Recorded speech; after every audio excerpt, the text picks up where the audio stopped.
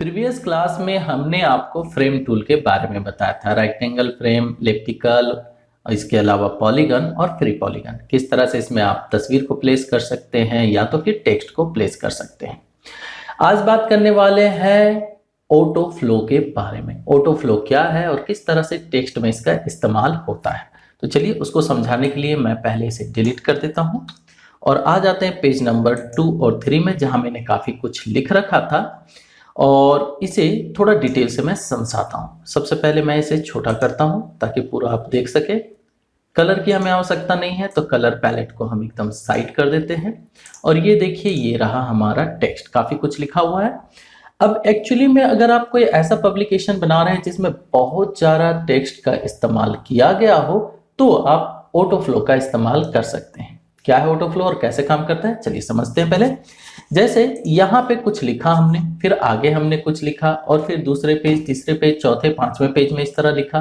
तो होता क्या है कि अगर अलग अलग हम ब्लॉक इस्तेमाल करेंगे तब अगर एक में हम किसी तरह का काम करते हैं तो उसका इफेक्ट दूसरे पे नहीं पड़ेगा। एग्जाम्पल के तौर पे मैं यहाँ पे टेक्स्ट को सिलेक्ट कर लेता हूँ। जैसे मैंने ये सिलेक्ट किया, इतना सा कॉपी किया मैंने और चलते हैं दूसरे में और यहाँ पे एक ब्लॉक बनाते हैं। जैसे मैंने ये ब्लॉक बनाया और इसमें कर देते हैं इसे पेस्ट। ठीक है, अब मुझे यहाँ एक तस्वीर चाहिए तो मैं क्या करूँगा, इसे यहाँ से छोटा कर दूंगा और यहाँ पे एक तस्वीर लगाना है, या चलिए एक शेप मैंने लगा दिया। ये शेप मैंने यहाँ लगाया। कलर में चलते हैं और कलर फिल कर देते हैं। ये मैंने कलर को क्लिक किया, फिल पे क्लिक किया और चलिए कोई एक कलर फिल कर दिया। चलिए कलर को फिर से मैंने बंद कर दिया, साइड कर दिया। अब यहाँ पे मैंने तस्वीर डाल दिया है। अब हम इसके बाद फिर से कुछ लिखना चाहते हैं तो हम फिर टेक्स्ट टूल ले रहे हैं और टेक्स्ट टूल लेके फिर हम आगे का, चलिए आगे के तौर पे मैं यहाँ पे नंबर्स टाइप कर देता हूँ। ओके, 1 2 3, जिससे आप पहचान सकें कि ये अलग ब्लॉक है। अब क्या होगा, यहाँ मैंने कुछ लिखा, यहाँ कुछ लिखा। अब अगर इस पे मैं किसी तरह का कस्टमाइजेशन करता हूँ, जैसे मैं इसका फॉन्ट साइज बढ़ा दूँ या कुछ चेंजिंग करूँ, तो इसका फर्क इस पे नहीं पड़ेगा। और अगर इस पे मैं किसी तरह की चेंजिंग करता हूँ, जैसे चलिए इसका फॉन्ट साइज भी हम थोड़ा बढ़ाते हैं, 30 मैंने किया। अब क्या हुआ, 30 होने पे बाकी मेरा छिप गया। वो कहाँ गया, इसी ब्लॉक के अंदर है, लेकिन आगे कहीं नजर नहीं आ रहा। इस चीज से बचने के लिए, मतलब ये जो परेशानी हुई कि यहाँ पे ये टेक्स्ट हमारा छिप गया, इस चीज से बचने के लिए हम लोग ऑटो फ्लो का इस्तेमाल करते हैं। तो पहले मैं इस ब्लॉक को साइड कर देता हूँ। ये मैंने साइड कर दिया। इस ब्लॉक पे मैंने क्लिक किया और ये देखिए, यहाँ आपको नजर आ रहा होगा कि एक लाल यहाँ पे नजर आ रहा है पॉइंट हमें। कहाँ पे, जो हमारा एंकर पॉइंट बनता है वहां पे। इस पे हमको माउस से क्लिक करना है। क्लिक करने के बाद जब लोडेड पॉइंटर बन जाए तो जहां आपको ले जाना है वहां जाके क्लिक करके ऐसा ड्रैग कर दीजिए।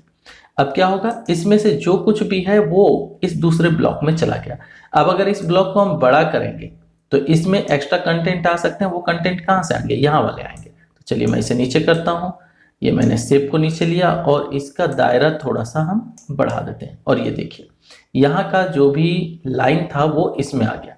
और अगर हम इसे छोटा करेंगे, अच्छा ऐसा करते हैं, इस ब्लॉक को हम यहाँ एकदम साइड में ले आते हैं। अब आप समझ पाएंगे, इस ब्लॉक से इस ब्लॉक को बनाया गया है। मतलब ये जो दूसरा वाला ब्लॉक है ये एक्चुअली में पहले ब्लॉक का ऑटो फ्लो है। अब अगर यहाँ पे आप क्लिक करेंगे तो आपको यहाँ पे हैंगर में नजर आएगा, ये जो पॉइंट है यहाँ प्लस, इसका मतलब इससे टेक्स्ट आगे फॉरवर्ड हुआ है। अगर मैं इसे बड़ा करूं, जैसे इस तरह से अगर बड़ा कर दूं तो सारा टेक्स्ट यहाँ आ जाएगा। और अगर मुझे यहाँ आगे ले जाना है तो इसे मैं छोटा करूंगा। जब ये रेड पॉइंट दिखने लगे तो इस पर क्लिक करेंगे और जहां ले जाना है वहां जाके क्लिक कर देंगे तो वहां एक नया ब्लॉक बन जाएगा। अब इस पे आप देख सकते हैं कि ऊपर में प्लस दिख रहा है। इट मीन्स क्या हुआ कि ये कहीं से आया हुआ है।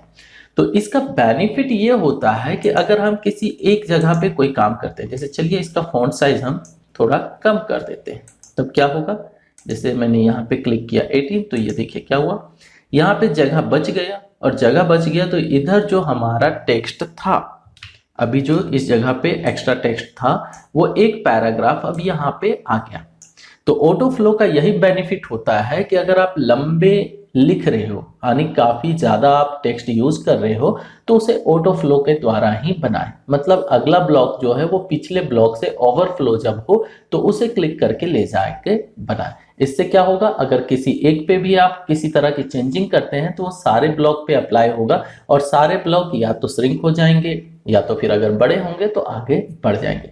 जबकि अगर आप अलग अलग ब्लॉक बनाएंगे, जैसा कि अभी हमने बनाया था, ये एक अलग ब्लॉक बनाया था, तो इस पे अगर किसी तरह का कस्टमाइजेशन कर रहे हैं तो दूसरे पे कोई फर्क नहीं पड़ रहा है। इस स्थिति में क्या होगा, हो सकता है कोई टेक्स्ट छिप जाए, कोई टेक्स्ट ऐसा भी हो सकता है कि डिलीट ही हो जाए, नजर ही नहीं आए और आपको पता भी ना चले। तो इन परेशानियों से बचने के लिए पब्लिकेशन बनाते समय ऑटोफ्लो का इस्तेमाल किया जाता है। तो इस क्लास में यहीं तक। उम्मीद करता हूं वीडियो आपके लिए यूजफुल रहा होगा। तो प्लीज वीडियो को लाइक जरूर करें, दोस्तों के साथ शेयर करें और अगर आपने अभी तक नहीं किया है चैनल को सब्सक्राइब तो कर लीजिए सब्सक्राइब। Bye, thank you.